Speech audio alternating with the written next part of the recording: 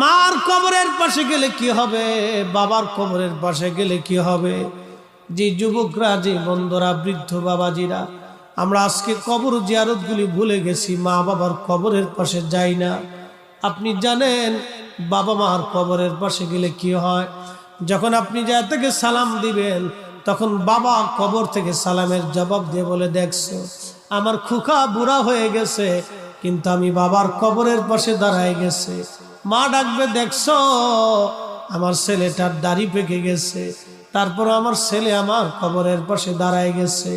ওই সন্তানের জন্য বাবা মা তখন খুশি হতে থাকে। যখন সন্তান কবরের পাশে দাঁড়ায় কিছু জিয়ারত করে, বাবা মার জন্য দোয়া করে, তখন কবর থেকে বাবা মাও দোয়া করতে থাকে। একবার জোরে বলা যাবে কি সুবহানাল্লাহ? ওই কবর থেকে তারা চিনে, তারা দেখে, আপনি দেখেন